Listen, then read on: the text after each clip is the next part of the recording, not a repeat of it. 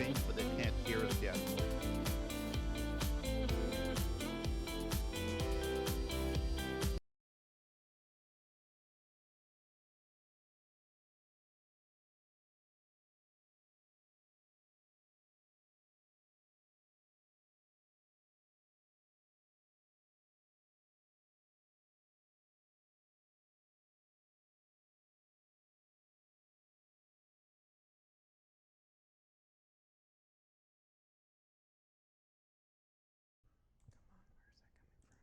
Is audio on? Okay, I think they could hear us now. Yep, take it, Julian. All right. So let's kick this off whenever you're ready. Julian, we are live. All right, everybody, welcome, welcome. So today we're going to have a virtual event about what? About doing better virtual events.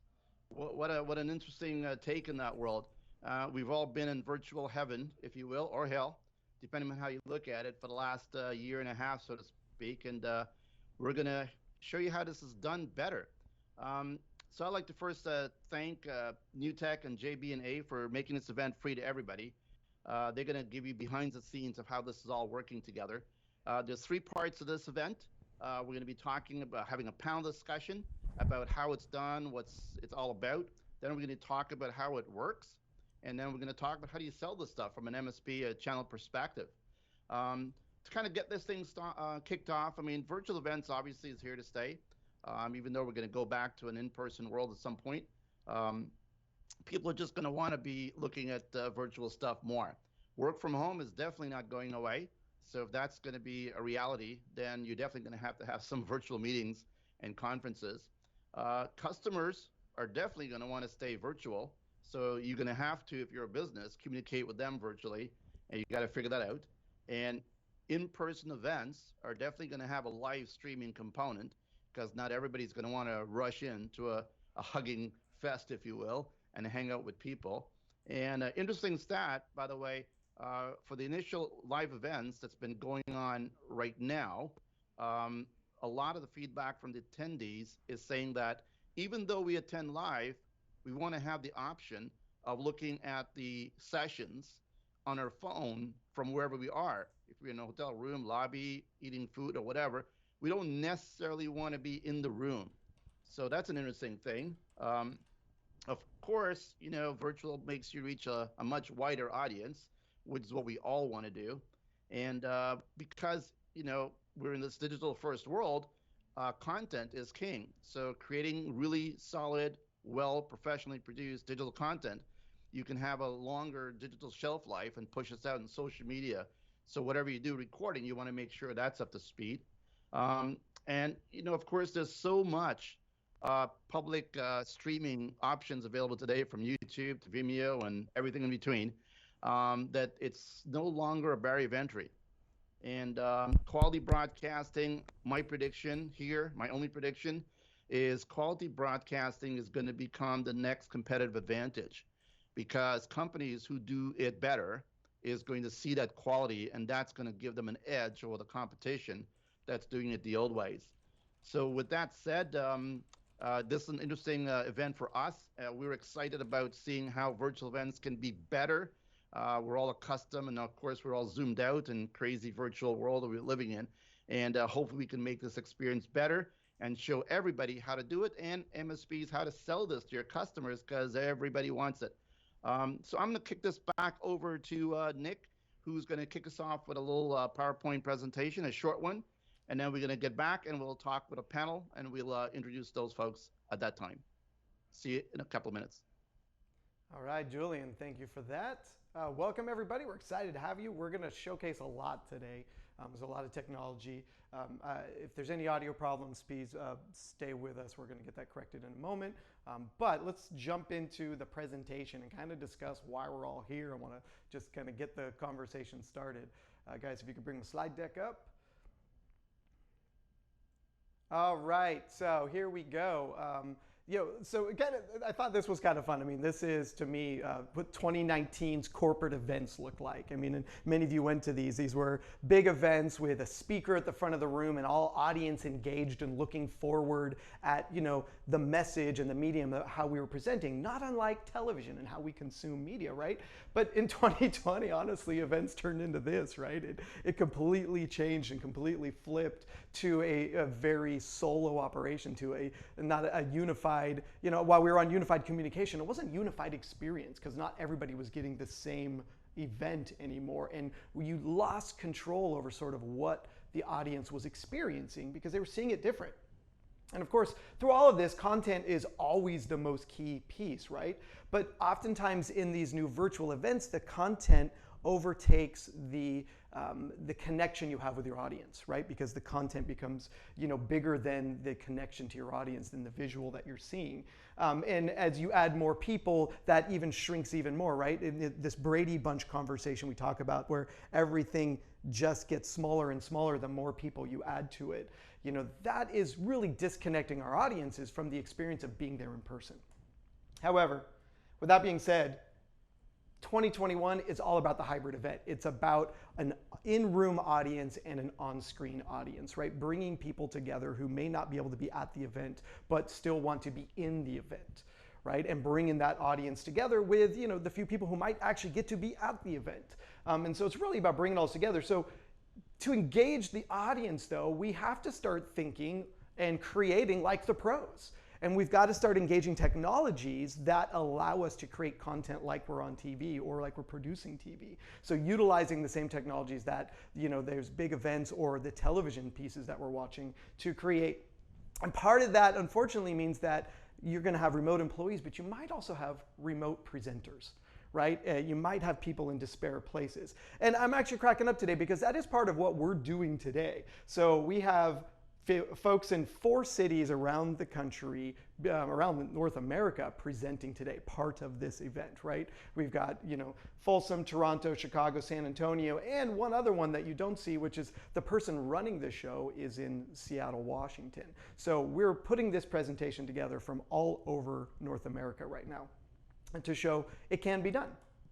Right? Now, all of this is being powered by Nutek's TriCaster, which, under the hood has network device interface. We're going to discuss these technologies a little bit later and kind of get into what these are. But for right now, this is this is what's powering all of this and making this possible. So I'm excited to showcase with you what that looks like in a little bit. In the meantime, I'm going to bring it back to Julian so that we can kick off the panel and kind of talk about hybrid events, these conferences, and what they mean. So let's get into this panel discussion. So I'm going to introduce the panelists. First, Dr. Andrew Cross of Nutek fame, of course.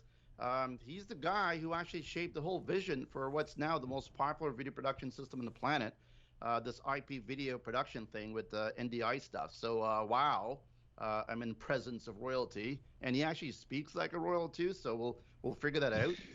And we've got, of course, Nick Smith, that you've been hearing from. He's the VP of Technology over at JB&A, and that's a distributor that handles everything in this broadcasting world. And I just want to tell you that he knows all this stuff inside out. And Bain, of course, he's the Director of Solutions Architecture at JB&A as well. So you've got 3 people here who knows everything you will ever need to know about video broadcasting, period. So welcome, everybody. How's everybody doing? You're great. Thank you, Julian. I am doing great. Excellent. I told you he's got an interesting accent, right? So we'll go from there. So I'm going to give you the first question, Dr. Andrew Cross, and I want to call you Andrew, but I don't want to, it's a doctor thing. So I'm going to go Dr. Andrew Cross. And my first question to you is, what made you get into this invention of this crazy IP video? Like, did you see the future? Did you know this pandemic was coming? Like, what is it with you? I didn't know the pandemic was coming. Otherwise, I should have got into investing somehow, shouldn't I? Shorted all the stocks. The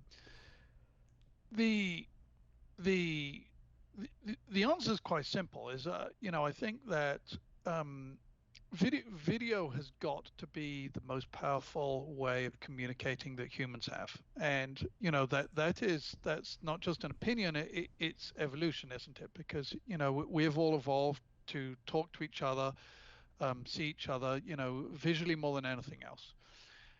And then when you look at what's happening, kind of across the world, computers have been getting faster. We all have computers. We have computers everywhere. Phones are computers. I mean, heck, clocks are computers these days. We have computers, and cameras have become very cheap. And then they've all been connected together by internet connections. And so it just seems inevitable that the need for video, the fact that we're all going to communicate more and more through video, is just absolutely what is going to happen. And my goal has always been to disrupt and innovate and have fun doing it. And I think that's what drove me here. And I think that when you look today, it is so tempting. And I have lots of people who talk to me and think, well, making quality video is about broadcast TV, and it is not. That is not even part of what people are doing today. If you're in a company, you should be doing sales events, I mean, by video. You should be doing demos. You should be avoiding flying people out. They can do more interaction with customers this way. We should be training our employees this way. Should be doing town halls. I mean, the use for video is so widespread, and we've now got the technologies that enable this. This is in many ways the commercial advantage that people will have in the future. I honestly believe that companies that truly embrace video clearly are going to become more efficient than those who don't. And so this is like really a just a key part of where we all go. And just that is exciting to me. That's what got me here, and that's why I continue to be excited about it. And COVID just accelerated this. It just made it so clear to us. It got us 5 or 10 years of progress in 1 year, and that is a wonderful thing. And I think that that's what makes this so exciting. Well, it's amazing. And one thing I can also guarantee is that when you use video, there's no way. It's the ultimate social distancing, but you can guarantee you're never going to catch COVID. So that's the one great thing about video as well. You absolutely point on there. I mean, it's amazing. Can you imagine? Can anybody imagine what, this pandemic would have looked like if we did not have any kind of video conferencing? I mean, we'd be in, I don't know what we would look like. Anybody want to chime in what our planet would look like as a prediction? Well, I think, isn't it funny how at the beginning of this pandemic, everybody made, comparison to the like the flu epidemic at the beginning of the century, and that killed millions and really cut off societies. And probably the biggest difference between then and now has just been technology, and what technology meant that even though we couldn't meet each other, that we didn't become cut off from each other.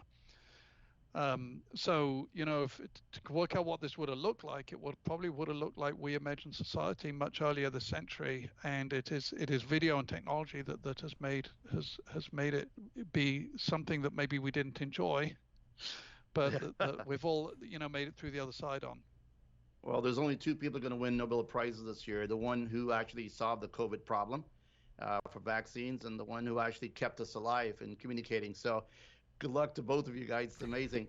I want to widen the conversation a bit here. I mean, Nick, just since you got all the buttons there at your feet there, right? And your fingers, I should say. I don't know if you got anything in your feet there, but what's involved in this thing? Like, why is this so simple now for us mere mortals, right? To kind of pick up the phone and the computers and make this thing work. Like, what's driving it? Well, a couple pieces, right? I mean, really and truly, in the end, it's the internet. It's the broadband infrastructure that's been ever increasing and ever growing over the last couple of years. I mean, we've had broadband for a long time, but the concept of true broadband, like 50, 100 megabit uplinks, just continues to expand. I mean, when you think about say 10 years ago, anybody getting 5 megs of bandwidth at their house was, felt pretty special because they could stream Netflix and they weren't doing the DVD transmission anymore. And now as the infrastructures continue to grow and expand to where the point where we can have multiple people at every house streaming in 4K all the time, this has enabled not just the work at home to be successful, but remote events to be successful, right? The ability to transmit audio and video across the world and across the country in a matter of milliseconds. And so a lot of it I put first on the infrastructure that is available now. And then the second piece is tools like the TriCaster that have sort of democratized what used to require an army to a few able-bodied hands now with a creative vision, to be able to create content seamlessly and quickly. And it's fun, isn't it? I mean, this is a new toy, right? I mean, this is like the best toy on the planet. I mean, you're actually able to do great stuff with these TriCaster stuff and making video production. So I'm going to jump over to Matt here because the guy with all the Nike boxes behind, by the way, those are real shoes. He's got over 200 of those shoes. So we're going to rob him later on. Yeah, if anybody needs his address, just put it in the text chat. I'm not going to tell you which of those cities I'm in that Nick listed earlier. Oh, we got them all locked in already. So we're going after you, my friend. So yeah, I mean, so Matt, you've seen a lot of customers using this stuff, right? You're seeing businesses using this technology now to broadcast to their employees and their customers. You're even seeing congregations, right, doing this for their followers and that type of stuff.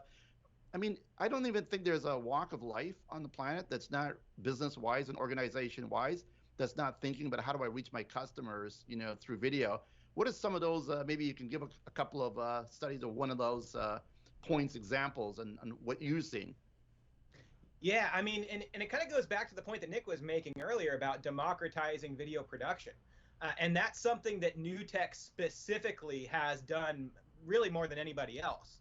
And it's really lowered the barrier of entry, not just from a technology standpoint, and kind of, as Nick mentioned, it took an army. Not only did it take an army, but it took a room full of equipment and hardware to power broadcast workflows.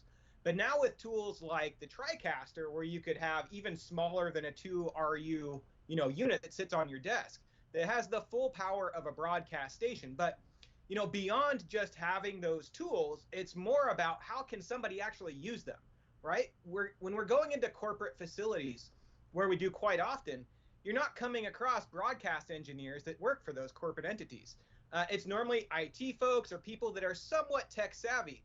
The TriCaster has really brought that tool set into a user interface that's actually usable by people that aren't broadcast engineers. So it's really this whole package of making the technology more accessible, but also making that user interface something that humans can work with that don't have to be trained professionals.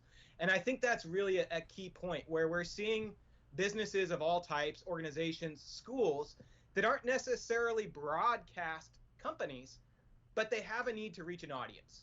And they need a tool set that's easy to use and flexible, and it has all of the tool set to reach that audience wherever they are.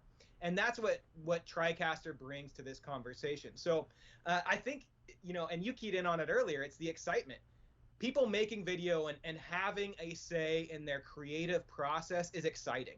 And it's something that people like to get involved with. So I'm excited to help people spread their message. And the TriCaster is really what helps us do that. Well, now you're an evangelist, right? Can you imagine what this tool is in the hands of an evangelist? What could happen, right? This is an important point you brought up there about education. I mean, our kids are now like learning from wherever, and it is not easy for them. They're definitely not experiencing what we experience at school. I don't know if it's good or bad, but at the end of the day, Dr. Andrew Cross, when you look at the educational impact of video, just that particular example, how do you see a better quality production being able to help more students? And I'm just not meaning just during this pandemic, but I could see a lot of remote learning from people in multiple countries, university levels, taking better courses, better productions. How do you see video impacting education in the future? Oh, I think if I could snap my fingers and do one thing for the world, it would be to have more kids learning how to produce video. And this is not just about distance education. Think about this. What does it take to put together a video production? It is teamwork. Somebody has to write the script, somebody has to present, somebody has to hold the camera, somebody has to produce the show, so somebody has to set up the lighting. The number of skills that go into video production is amazing, and they are broad skills. They're not just like a group of people who write. It is a broad way for people, for kids to learn how to put together all the pieces of a good show. There's somebody who needs to manage the technology, but somebody who needs to present. So in terms of teamwork, it is amazing. It is also, look, at the end of the day, communication. If we can do one thing for our kids, it's teaching them how to communicate well.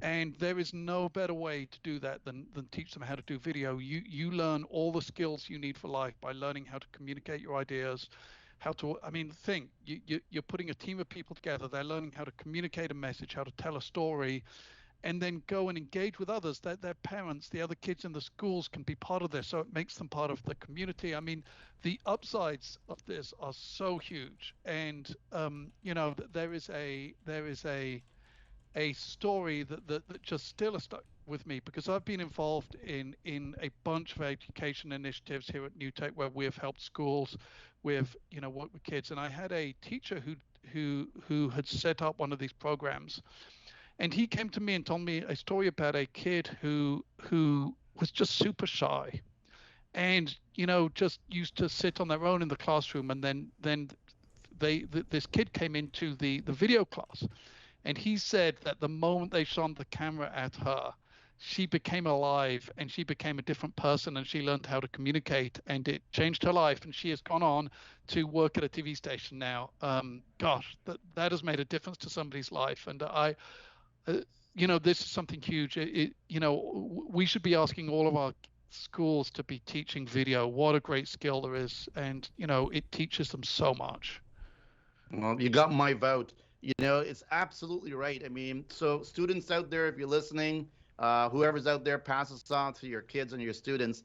Get involved in video, because video streaming, everything video, the world is video. You just got to look at YouTube, Zoom, and all that stuff right now, and it'll pretty much paint the picture where we are. And it'll probably make their TikTok videos a bit better and their Instagram videos a bit better. So who knows? They could even become superstars. Jumping back to you there, Nick, when you look at honestly speaking, like if you look at MSPs or companies want to spin this up, right? What's really involved? They gotta be rocket scientists to do this stuff, or is it really as easy as you say it is? Yeah, no, I mean, it's the beautiful part about this is there's a suite of software applications available here. We're going to talk about them in a little bit that enable all of this, and then some very purpose-built hardware to really capitalize on that software. But the majority of it is Matt talks about this a little bit later, is just the COTS mentality, right? Complete off-the-shelf systems. It's utilizing the infrastructure you already have in terms of the Ethernet and the outgoing network. It's utilizing the computers you already have, the cameras you already have. It's pulling all that technology together to enable a new way of utilizing it. A new way of manipulating it and creating more engaging content for the viewership on the other side. And within that, because you can now use all this gear you have, it opens up a new creative way to communicate and to explain or to teach or just to connect, right? And so it's really about the gear you have already. And we're using platforms, like you don't have to create your own platform, right? We're using Teams. You can use Zoom. You could use pretty much whatever you want, right? Can you give me just a quick overview of how we are using Teams? I know Microsoft has exploded with their use of Teams over the last year. And how was the experience? And I know they've added some functionality as well to make events in a conference state a little bit better. What's your take on that? It's getting better every day. I wouldn't say it's perfect yet. Obviously, we're even having a few minor glitches with it today, in its infancy. But what it's done, I mean, you look at Teams and Zoom and all these platforms, it's given just an easier way to connect with people in the moment, right? It doesn't even have to be scheduled. You can click a button and call somebody the way that we've done even with Skype. And I mean, these technologies aren't old. Let's face it, GoToMeeting, Skype, WebEx, all these tools have been around for a really long time. It's just that I don't think we were ever forced to use them the way we're being forced to use them now to connect with our sales channel, our clientele. So for MSPs and for the VARs out there, they've been selling and implementing this technology for years, right? And enabling conference rooms to be able to communicate out to the world. This just adds one more layer on top of that allows us to extract that data and then broadcast it in real time to the masses, or channel what it is you want the audience to see. Right now, we're switching, you're seeing just me, but with a few clicks, we can see different audience members or different, team members here. And so we've taken teams, so just so to kind of pull back the shade a little bit, we've got a call going on in Microsoft Teams right now, which is the four of us chatting and discussing. There is a technology embedded within that called NDI, which Dr. Cross was, pivotal in bringing, to the world, that takes each of our individual callers and brings them into separate streams so that you can see exactly what we're doing here with it, brings it into the TriCaster that we're using to switch it live to produce a show. So we're able to take people spread out all over the country, pull them into a conference call, then control what it is we want the audience to see on the other side to create a more engaging experience. And then on the flip side of that, we're using Microsoft's new event platform to then push the output of this session into the audience view. So everybody's viewing this inside of Microsoft Stream or in the Teams channel. That's coming from one Teams call into another one, so that we can produce the show. And again, this is now, there was a big announcement earlier this week. This NDI technology is now available in Zoom Room. And then it's also available in Skype, and I'm sure we will see other platforms over the coming months and coming years. There's different versions of this available. We're going to talk about some of the different platforms, the hardware side of this that can be utilized. And then there's a ton of software tools around NDI specifically that enable this, and make this work. It's just heating up, isn't it? We're just starting to bake that pie. Hey, Matt, obviously, as we talked about, all these companies need this stuff, right? What's your take on how this can actually impact the business itself, right? If you're using this technology well, right? And then maybe you can bring the dot back to how MSPs and VARs today have a ground floor opportunity, like to bring this thing on a silver platter to help their customers rock it out. Yeah, that's a great question. So I see a couple of things that businesses are normally looking to do when they need a system like this. Number one, a lot of times they're just looking to be more efficient. And what we're doing today is probably the perfect example of that. Before having NDI and these technologies that we're using, this would have required the four of us to be in this same room together, which means airplanes, hotels, food, per diem, and I only want green M&Ms in my bowl in my green room. So you get all these crazy things that go along with not being able to connect people remotely. So number one, what people are going to instantly realize is when they need to get a message out to customers or clients or whoever it is, if they have an audience of any sort, just the efficiency of being able to use networked devices to create their content. So that's number one. The second thing, though, is doing something new and creating content maybe in a way that they never have before, exploring new channels of either monetization, so creating content to monetize, and at schools we see people want to make money from their games or sell tickets to events. Whatever that looks like for your company or organization. It could be a monetization thing, or it could be just providing your customers or your viewers with relevant information. So there's all different types of things that we see driving these discussions with businesses. But I would say that the biggest one has, especially now with COVID, has been all related around efficiency gains. And it really comes into, you save a lot of money. When you have the right technology in place, you can reduce your costs and your cost centers and a lot of other budgets that normally are just there. because you can't bring people in efficiently together. So that's what I would say is the main things that we're hearing in the marketplace. I mean, it's almost a no-brainer, isn't it? It's like it doesn't make sense to do it any other way. And I say that really like with I understand that how this market is evolving. One of the things that I think that is going to be profound in the next few months, right, is that management is going to have to figure out how to manage a hybrid workforce, right? You can't just help the people in your office anymore. You got to help the people that's everywhere else at the same time, right? And I'm not sure how you're going to do that unless you know do one-on-one calls with everybody else.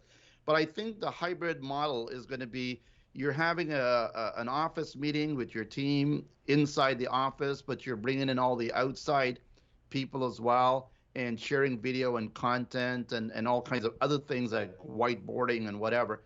I could see that's probably where management's got to figure out, and I don't see any other way than actually having them use this kind of video platform. So I just want to put a little knot there that says, at some point, management's going to have to figure out how to motivate their teams, both internal and external.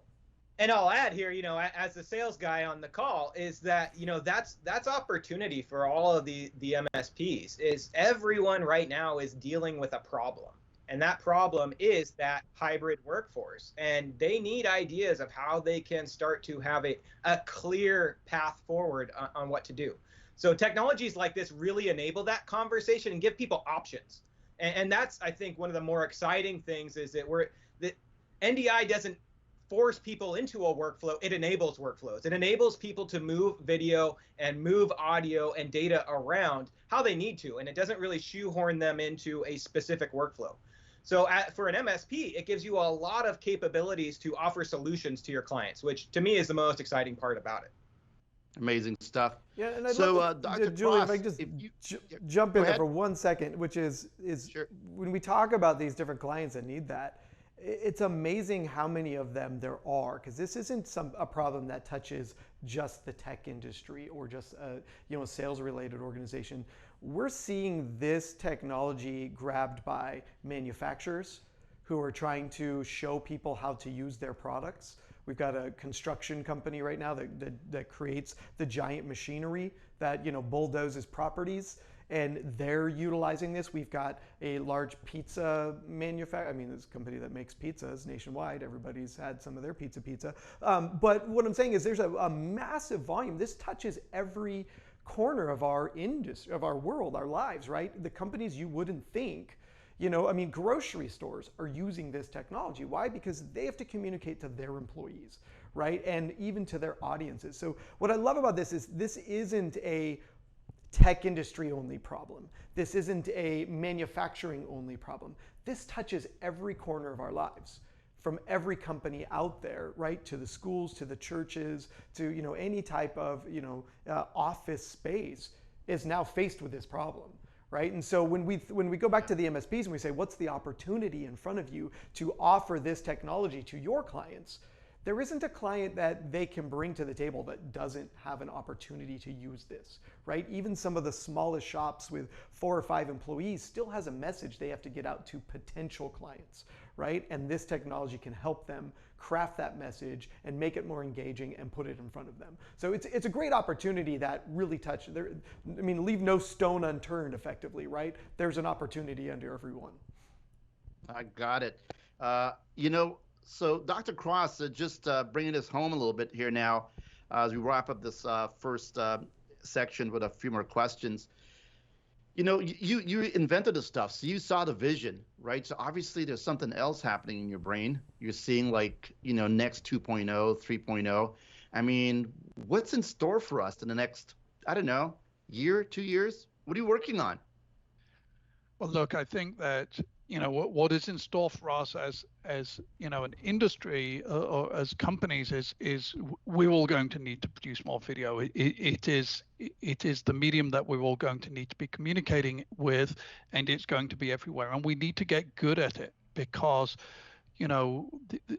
we unfortunately today not unfortunately. I mean, it's probably a good thing, but everybody has become video critics. Even my young kids can tell the difference between a professionally produced video and one that wasn't.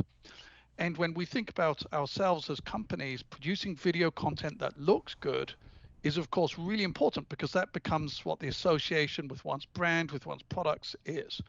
And so, this is why we all need to learn to produce good video. And that is why for us as manufacturers and for us as companies that help, enterprise customers build out video pipelines, we have to get good at making it easy to produce content and make sure that it looks great, it's fun to produce, and that it's and it drives an audience. And that is what got to be what our mission is. And so when I look forward, the revolution is going to be in how we continue to do that, how we make it more accessible, how we make it easier to share video, how we make it easier to produce video. And that's what's driven us since the beginning. That is what made the creation of TriCaster. That's what made the creation of NDI. And that's not the end. There's going to be plenty more things like this that continue on that goal to make video more accessible to everybody and make it so that it can be used everywhere, because that is what the world needs and what is going to happen, whether it's us or somebody else. That might be us who helps make this happen. Well, Eunice, you're going to make my prediction absolutely come true, because you're saying quality of video is going to determine, right, how people look at you, right? And if you're producing terrible videos, well, you're a terrible company. I don't know if it equivalates that directly, but you're right? It's quality is going to matter moving forward. I'd like to think that we went through version 1.0 in video stuff this year, and now we're desperately seeking version 2.0, where we can make the video experience better. But knowing video to the DNA level as you do, right? What do you think why a lot of people during this pandemic had a little bit of a, video fatigue, or a Zoom fatigue, as they like to call the new disease? So I think that I don't think it's video fatigue. I think that it is tiring to be in meetings which are impersonal all day. I think people, I have no problem watching a well-produced show. It's like watching a story. So watching something about products, it's all about that production value. And I think that we're all staring at a screen talking to other people where that's tiring. But this just highlights why production quality and content quality is so important, because I sit and work and watch TED Talks at the same time, and I find that I do not get tired by that. It is interesting because those are people who know how to tell a story. That is what we've got to be like. When we can tell great stories, people want to watch, and Zoom fatigue is when people aren't telling great stories. So that's really the takeaway here. There is a difference between just creating a meeting and going and telling somebody a story. One is worth watching and one is a bit tiring. I think there's love it the way you articulated it, because wow, I never heard it that way. When you're having just a boring meeting, well, of course I'm going to be tired, right? But you have to make it engaging and so on. And I mean, look, we are a world right now of screen watchers, right? I mean, we're watching Netflix for like 10,000 hours a month. We're watching, I mean, I didn't even know this 10,000 hours in 1 month, but you know what I mean, right? We're watching videos, watching TV, we're watching production, we're watching YouTube. So we are watching a heavy amount of video. The question is, are we going to watch good video or bad video, good stories or bad stories? So on point, I think if you want to reverse this meeting fatigue, if you will, virtual fatigue, is the antidote is produce better quality content, but also better engaging, better storytelling, right? 100%. The difference between something where people stay focused on you and listen to you is all about the story. That's make great looking show, make it a good story, and you will hold an audience. You will attract a new audience, and that's the game we're all in, isn't it? Love it. It's we're now all becoming a little mini Netflix. Julian, I will add one thing to that story, which I think is human connection and intimacy, right? And the fatigue of constantly being on meetings with a lot of people didn't allow for the intimacy of the office experience. The ability to hit the water cooler and have a conversation, right? And I think the one thing that I'm starting to see is that these breakout rooms that are starting to erupt in all these technologies are allowing people to kind of have those little sidebars, those little breakout sessions where they can get with a smaller group of people. Too many people inside of a single session, you lose that intimacy, you lose that connectivity, right? That we're getting here by just having the four of us in this conversation. And so, and then that lack of human connection, you know, how many times in the last couple of months people have just been excited by a hug, right? To have that human connection again, the things that have been lost through this pandemic that, you know, remember when everybody was shaking feet, not hands, right? For a season there, it was like, as those things come back, I think the fatigue will start to wear away, and we'll be excited to be on calls with people again. Yeah, I think it's, for me, it's a choice now, right? There's so many different people in the world, and everybody's got their own beliefs and thinking and so on. But basically, you got to offer the choice. And if you're going to offer choice, don't offer the two worst choices, right? Offer a great in-person event, a great virtual event. And if you only got to go virtual, offer a great virtual experience, right? Because quality is going to tell more. I think we forgive everyone during this last 14, 15 months for terrible video productions. We've seen all the nightmare stories with people's animals running around the background and kids running in the room. And I've done interviews with people in their bedrooms, and literally they said that was the only quiet place they had in their home. But basically, we're forgiving everybody for a lot of things, and a lot of things are okay now, right? But now I think as we move into this next 2.0 phase, if you will, then we got to scale it up. I'm going to have everybody, I'll do one round robin here with everybody, wrap it up with your message that you want to get across to everyone. And I'll just start with you, Dr. Andrew Cross, and I'll work my way clockwise.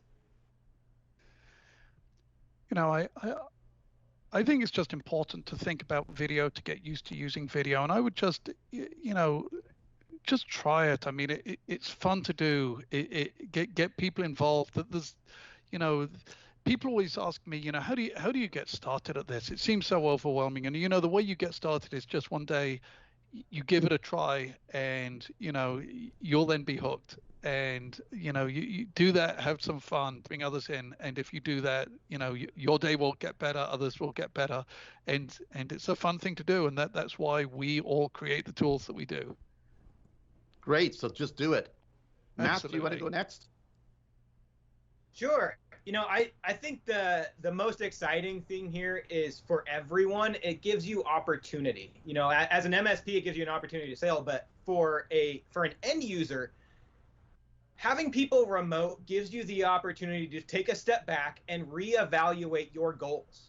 And when, you know, we've seen people that have that Zoom fatigue, it's often that they haven't actually looked at what the goals are of your meetings. Before, if your meetings were just to get people in the same room to have them interact with each other, you can't replicate that online. So you really need to have a clear idea of what you want to accomplish with your goals, and having these new video technologies gives you another outlet and new ways to communicate to people that you didn't necessarily have before. So I like to look at, you know, I've seen a lot of people look at this as, oh, we have to now support video. The people that actually get the opportunity in front of them see tremendous results from their programs and their sales numbers. You know, whatever the metric is, you can use these video technologies to accomplish goals that you couldn't before. So I just want people to really start to grasp the opportunities that they have in front of them. Well, I know your logo and motto is just do it because of all the boxes behind you. So I won't repeat that. And Nick, round this out. What's your last take on this? Don't be afraid. Make mistakes. Try it. Ask a lot of questions.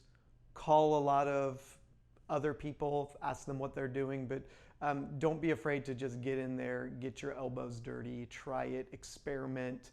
Be willing to accept mistakes as part of the growing process in engaging, you know, differently. And enjoy the experience. You know, it's fun. It should be fun, and it should offer you new avenues to communicate. And part of that is, you know, is just trying and experimenting. So, but I think some people are afraid it's too complicated, afraid it's too hard, and there are so many ways to simplify it, so many ways to make it easy, but you won't know until you just try and experiment and be okay with failure or with problems or with mistakes or glitches or errors, and just enjoy the process. So your thing is have fun doing it. Love it. And, I'll run this out, and before we jump back to Nick to kind of wrap us up with some new stuff he's going to talk about in his section. For me personally, by the way, in case I forgot to mention, my name is Julian Lee. I'm the publisher of eChannel News in the tech industry, and we work with a whole whack of MSPs and channel communities around the world. But I'm least important to the game. What I wanted to say is that when this pandemic hit, we actually had a crazy choice of going virtual. And I will tell you that when we decided to go virtual back in March of last year, April, when we did our first event, we had no clue how to do virtual anything. I mean, yeah, we did calls and we did lots of go-to-meeting calls and so on, but we had to do an event. And it was great because the team was all scratching their heads because we were expecting this thing to blow over in a couple of weeks. Anyways, we pivoted, we went into virtual, went all in. We made every single possible mistake that you could make, we made. But it came out pretty good. And as we got 3-4 months in, we then realized we needed to change. We needed to upgrade the stakes. We went with better platforms.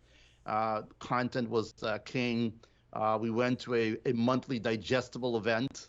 And here we are today talking about doing an event, a virtual event, about doing virtual events better. I mean, this is like the ultimate game for us, right? And we know all of our in-person events that is kicking back up in September, we're going to have a virtual component to it. So we're planted right in the middle of this thing, and we know it's not going away. And so this has been an absolute pleasure for me because I'm a student of it. And I just want to say that what you guys said, I'll just reiterate that. It is a lot of fun when you jump into it. And I will also tell you, when you get into it and you start clicking those buttons, all right, something happens. You just feel like you could be cool. It's really good stuff you're doing, And earlier this year, when we did our awards show that we do every year, we didn't want to do a Zoom call. So we decided, we're going to go, broadcast, right? And we had the cameras set up in my home, and we had the lighting and stuff. We really looked like a studio. And we did the awards. I mean, it wasn't as nice as doing it in person, of course, but I think we came pretty close, right, given the circumstances. And at the end, when I watched the videos, I go, damn, I can't believe we did that, all right? So I just want to say, if we could do this, anybody could do this stuff, all right? So keep up the great work, Dr. Andrew Cross. Thank you for inventing this thing, because I don't know where we'd be if we didn't have it. Oh, my pleasure. And Matt, keep on making those people evangelize that stuff, because everybody needs it. And Nick, I'm going to toss the baton over to you so you can carry us into the nits and cranny of how do you do this? Like, is it scary, or how do you do it? Oh, yeah, it's scary, but that's half the fun. Let's start with a video first that talks about, so there's two core pieces of technology in this, and ideally is the TriCaster itself, the piece of hardware that's sitting at the heart of all this production, and then the NDI piece that is sort of the secret sauce connecting it all. So we're going to start with what is a TriCaster. Guys, roll that tape, and we'll show you we'll get the show started that way. Hello everyone, I'm Matt Bain, and thank you so much for clicking on this video. If there has been a consistent theme for us over the past year, it's really been around enhancing corporate communications. Our team gets to utilize different technologies in all different types of scenarios, but after a while, a few trends start to emerge. One of the trends that we have seen emerge time and time again is corporate customers really not being sure of how to properly specify their technologies for today's needs, let alone what they're going to be in the next few years. Once needs have been determined though, there is still very much a balancing act that must be struck with the products that are chosen. They must be powerful, yet simple enough to be used in a corporate environment.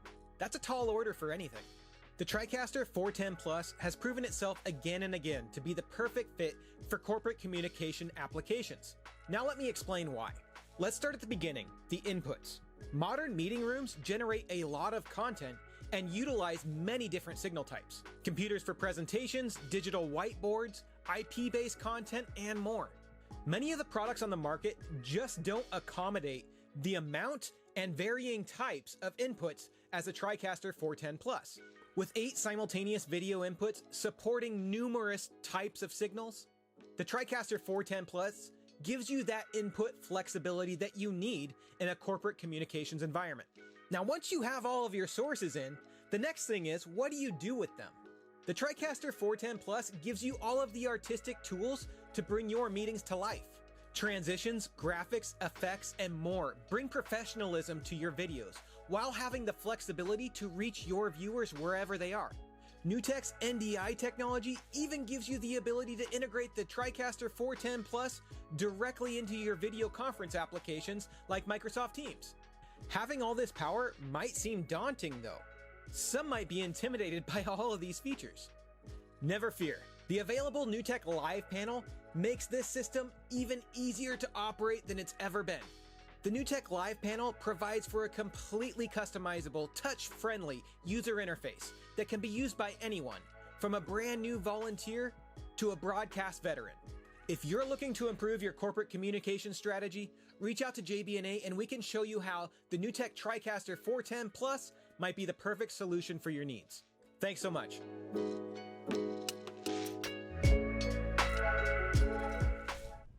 All right. Okay, so that's the component at the core of this one, and we're actually not using that version there, and we're going to kind of talk about there are different versions of the TriCaster to sort of enable the right workflow that you need for your clientele. Part of our job is to help you determine which one of those it is, but at the core of it is that production system that enables the utilization of this technology, right? So, and in a nutshell, the TriCaster, you know, I kind of look at it as an appliance-based approach to creating content, right? To creating engaging content from local sources, from remote sources, graphics, pre-made video, everything sort of you see that we've been doing today is all flowing through the TriCaster. And we'll bring the interface up and kind of do a round robin of it in a little bit. But it does come in multiple shapes and sizes. That's one thing I want to say, is that there is sort of a TriCaster for everyone, right? Whether you're a very small production that's more run and gun, remote, it needs to move from room to room, or you're looking at something more bound to a specific space and you know, sort of it is maybe going to be in a large conference room or an event center to kind of run those larger shows. It's all designed to bring it right in, you know, based on the type of production you want to achieve with your clientele. So different shapes, different sizes, but again, designed to kind of meet everything. There are also different ways to control it. So there are web UIs, there are hardware UIs, you know, or kind of the super mouse, so to speak, with all the flashy buttons. There's lots of ways to interact with it. So it's sort of control on your terms, right? And how your audience, and even integration with room apps like, you know, Crestron and AMX and sort of the control room scenario solution. So lots of ways to connect with it and control it. Most importantly, though, is that the TriCaster is powered by NDI. And NDI stands for Network Device Interface, and it is the glue that is sort of bringing these different pieces into the TriCaster to make it possible. Now, one of the we talked about earlier, our team members that are within this conference are all in remote places. We're on a Teams call, a Microsoft Teams call, and each of them are being put out onto my local network as an individual NDI feed, so the individual you know, video stream, so that we can produce with them. On that side, the sort of, you know, some of the core features. So Rick, if you'll bring up the interface for a moment, if we switch over to the TriCaster interface, one of the things we can see here is you know, the ability to have different sources coming in. Are we coming over, Rick? Bring me to the UI, almighty one. Oh, I guess not quite yet.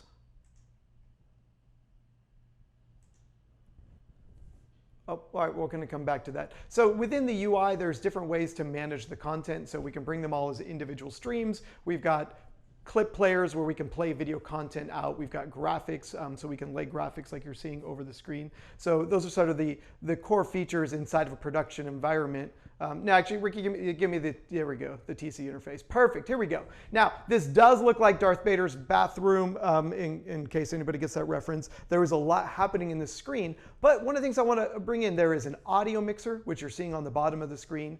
There is a switcher interface, so the ability to switch between our different sources kind of happening above that. And then at the very top of the screen, we can see all the available content that's in front of us, right? All the different sources that are available to us are sitting there at the top of the screen where we can have access to them. Now, of all the things you see, only one of them is plugged directly into the TriCaster, and that's my camera because I'm local to the machine. All the other sources are network sources. They're either out in the world or somewhere else in my network currently. And so they're all accessible to us in different ways, right? And that's really the NDI piece of the story here. Now, there is one other really unique one, and this is in the one of the versions of the TriCaster includes a product called Live Call Connect, and that is the ability to directly call people on Zoom, Teams, Slack, a host of different call applications, and bring those callers directly into the production. Right, and so then they become those local sources. And that's what we're using here to make the Teams calls, is this ability to bring Teams callers into the production and make them part of our show, which allows your presenters to be anywhere in the world. They don't have to be in the building. As Matt was saying earlier, this wouldn't have been possible 10 years ago because we would have all had to get on a plane, on that side. So that's sort of where that comes. And then, and the output of this is that the TriCaster will integrate with just about any platform out there in terms of video conferencing, streaming. So if you want to be on YouTube, no problem. If you want to be on Skype, Zoom, Teams, GoToMeeting, whatever your platform du jour, we have the ability to get the content from the TriCaster into that platform with just some very simple button clicks. Now, to explain that a little bit further, we've got a video that kind of talks about how that works via NDI, which is that underlying glue that kind of brings everything together. So let's roll the NDI piece, and we'll be back in a couple minutes to talk more. You might not consider your boardroom to be a broadcast room right now, but when you really think about it, it can be. Think about the types of elements that make up a meeting. Each person has a laptop with video clips, PowerPoint presentations, and a desktop that need to be shown to the group. Each remote participant of the meeting has their own camera and needs to be able to see all of the other cameras and sources as well. But what if you could have complete control over each of the video elements coming into your meeting and could present them in an engaging and effective way? Thanks to NewTek's NDI technology, you can. NewTek's NDI, or Network Device Interface, is a way of transmitting video and audio data from one place to another on your internal, standard gigabit network. Encoding sources as NDI on your computer is a breeze, and it can even be done freely. By using NewTek's NDI tools, a free suite of programs designed to help you create NDI-enabled content, you can convert most digital sources like PowerPoint presentations, video clips, or even your entire computer screen as an NDI source. NewTek NDI integrations are now available for many major voice-over IP programs. Webcams, PTZ cameras, box cameras, even DSLR and mirrorless cameras can all be converted to NDI and passed on to the network. No lengthy in-the-wall cables needed. Many software titles integrate the ingest of NDI feeds into their list of compatibilities. But NewTek's own TriCaster Live production system makes complete use of the specification they themselves designed. You can easily design broadcast-level visual assets like lower thirds, chyrons, backgrounds, transitions, and other elements to dress up even the most ordinary of video sources. Fly in desktop feeds and videos from meeting participants simply by cutting to their feed. Bring your in-room camera, individual participant cameras, or even document cameras into the production for live video mixing. You can even encode your iOS-enabled device camera like an iPhone into the mix for even more source flexibility. But it doesn't stop there. Pipe out your more public-facing meeting content to breakout rooms, or use the TriCaster to feed other displays around your building, like lobby televisions and video walls. You're only limited by your imagination. You can even live stream to platforms like YouTube, Facebook, Twitch, and others while you're having your meeting normally. And most importantly, you can record your meetings easily for later use. There's almost nothing you can't do with NDI integrations. And with hardware solutions like the TriCaster, you can control and present your video sources in a way that will impress employees, management, and the public alike. NewTek has created a way for everyone to create high-end, engaging video content, regardless of content creator skill or content application. So get out there and make your next meeting stunning with NewTek's NDI.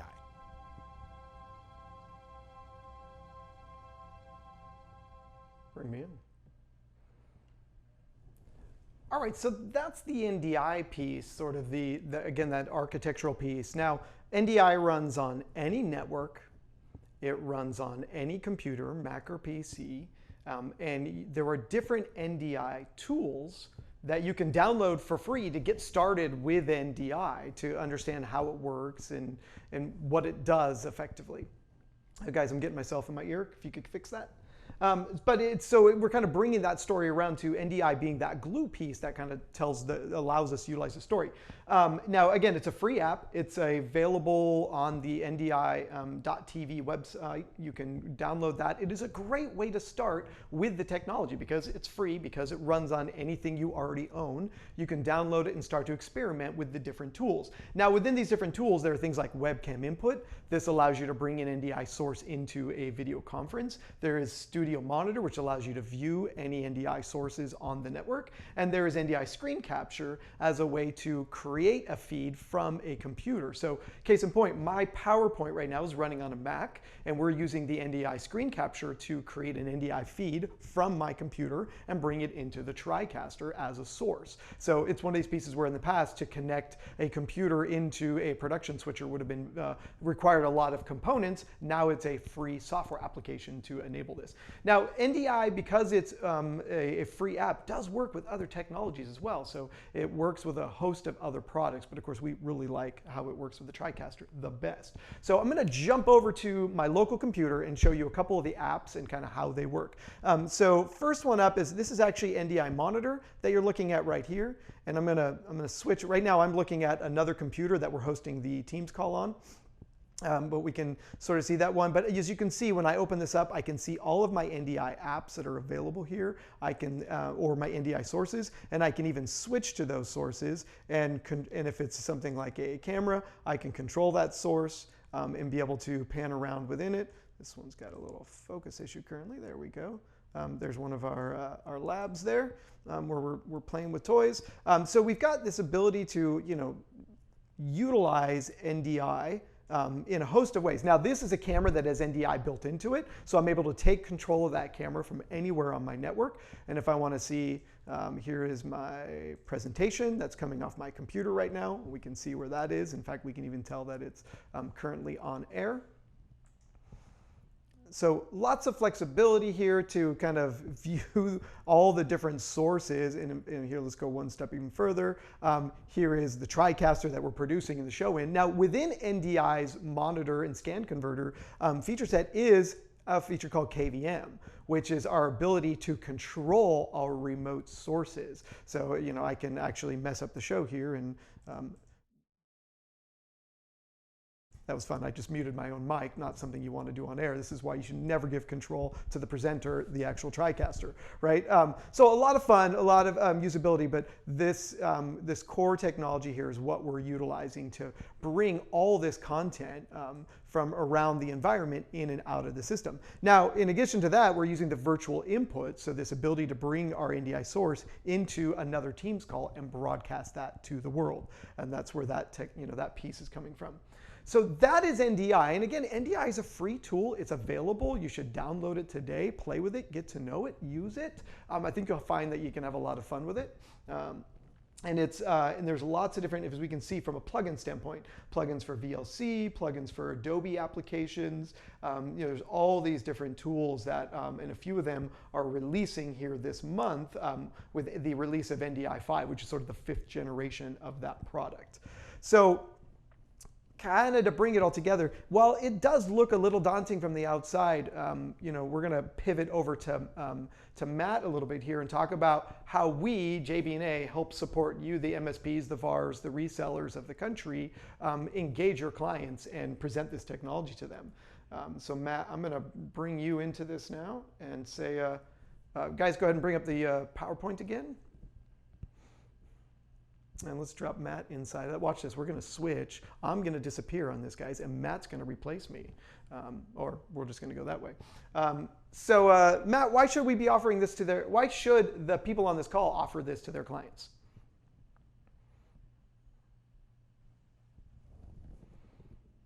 Is for a whole host of different types of resellers. I want to take a step back right now and really take a look at the landscape right here. What you are witnessing in front of you is broadcast and IT coming together, right? It's been happening for quite a few years from a technology standpoint, but from a business standpoint and from the channel and reseller standpoint, these things are still progressing. And we're still seeing people that are just now getting exposed to the IT portion of this, or just now getting exposed to the broadcast portion of this. The idea is that it brings up a whole new set of opportunities to your business that you might not have seen before. So there's quite a few reasons why you should be exploring NDI with your customers. And I would kind of push those into two separate camps. There's reasons why NDI as a technology is something you should be presenting to your customers. And then there's also the reasons why JB&A and the tools that we can help you with. So let's start with the reasons why NDI as a technology itself should be something that you're presenting to your customers. So this is a new technology that really is going to give end users flexibility that they've never had before in terms of how they move video, data, and audio around their network. It's also going to allow them to do things like what we're doing here, not have to fly people. So you're already getting an efficiency booster. But we also have core features like the install and the configuration and troubleshooting that go along with NDI that save MSPs time. A lot of the times that we're talking to our resellers and our integrators about technologies is we need to make sure that it's a robust technology that is going to be easily fixed by them out in the field. Things happen on whatever system you're on. Our dealers need to be able to address those things. They need to be able to install and configure these systems in the field in a reasonable amount of time. NDI fits that bill really well. So from a technology standpoint, NDI is a great technology for a business to be behind. It's going to expose you to a whole bunch of new opportunities. There are more and more products being built with NDI inherently integrated every day. So it's just kind of at the beginning of an explosion that's about to happen with NDI. And then there's all of the things that JB&A can help you with. So how can JB&A help you sell these features? Well, number one, as you see right here, NewTek's NDI gives you a COTS approach. That's fantastic, right? That gives you that flexibility, but it also leaves open a lot of questions.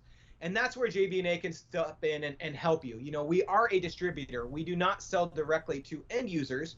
So you can rely on us for quite a few things. Number one, product demonstrations. If you need to see a demo of how this product actually works, maybe it's with you, maybe it's with your customer, we can get online and actually take you through products, any of the products that we sell. We offer engineering assistance for our dealers. So if you don't have anybody in-house that can actually put one of these systems together and engineer a system, do that system design, our engineering team is here to help you with that. We're all certified on TriCasters and an NDI, so we have all the technical expertise in-house if you don't have it. And then finally, training. We also offer training and services that can be resold. So our trainers can go out and train and configure these systems on your behalf, and you can actually make margin on our services. So we have that whole ecosystem of not only products, but also services to help you get into these opportunities and stuff that you might not have done before. So we're really just an extension of you and your team, and we're here to help. Perfect. All right, let's jump back to the Rick to your screen there. Awesome. So, Julian. Yeah. That was a lot of data in an hour and a half. Yeah, I mean it's just an introduction, and I just want to first of all let people know that all the platforms that's out there like Teams and Zoom and stuff, they're still in its stages, right? So there are glitches as you go through. but you're going to find that these platforms are going to get better and better as time goes on. But I think what we saw today was how you can bring in a whole selection of different feeds from all around the world, right, and orchestrate it, right, to have it go on and off just like a professional video production, where you don't have to have everybody on, in the same building, and also, sharing screen, you come up on stage, the usual stuff that we're accustomed to. So I think this is a great, ground floor opportunity for the whole channel to get involved. What's your last thought, Matt and Nick? Let's wrap this up and take this home. What do you think is your last comments here? Well, as you can probably tell, Nick and I really like what we do, and we love helping people with technologies. So again, don't be scared. If you have questions, we're here to help. We love talking about video. We love talking about how to solve technology problems. So get engaged. We love talking about this stuff. So don't be shy. Feel free to reach out and get engaged with us. I'll second that motion. These guys are amazing at what they do. Nick, what do you want to say as a last word? Yeah, I mean, I guess I want to reiterate that, which is reach out and ask for help. We oftentimes, MSPs and VARs almost want to feel like they need to understand a technology so well to be their client's expert, right? And that is our goals, right? We're always here to be the experts for our clients, to help them make good decisions, or the right decision for them. And what I'd say is this is such a new, growing, exciting market that it's not expected that you are the expert on this technology day one. So utilize us as your team of experts, right? Bring us into the call with your client. Let us help you ask the right questions. Let us help you demonstrate the technology to them. But don't feel like you got to take this one on your shoulders yourselves. That's what we're here for, is to engage with your team and your client to make you guys the experts and augment your team. So, it's utilize us to close that deal and to offer a new level of service to your client that they wouldn't have gotten from you. They probably would have had to gone elsewhere for, right? And so you now have the opportunity to fulfill that with them. It's an open invitation. I think it's just a great opportunity for the entire channel to get involved. The way we're looking at this stuff, this is the dawn of a kind of a new category in a way, even though it's old, right? For all MSPs and channel partners to get involved into. I just want to thank everybody for joining us who attended this event. A recording will be available for those who registered, so you can share it as you like. I'd like to thank Dr. Andrew Cross for inventing the damn NDI thing. Where would we be without it today, right? And Nick Smith, of course, you guys rock in knowing how this technology works. And Matt Bain, your passion for this stuff just oozes out. So, if you're an MSP land out there and you're looking at, what do I do moving forward for my own business, for my customers, and how do I add more net revenues in a managed services gig? Well, think about broadcasting. A, it's going to help you and your company do stuff. B, it's going to help your customers, and C, you're going to make money doing it, right? We didn't dig into pricing, but you can talk that numbers with, Matt and Nick, but it's affordable, right? Yeah. And this is not something that's crazy priced, right? So anybody could pretty much do this right now. So again, thank you all for participating. I don't know if Dr. Andrew is there, Cross. I think he had to jump out to a meeting. So he jumped off. All right. Well, thank you all, everybody. It's been a pleasure.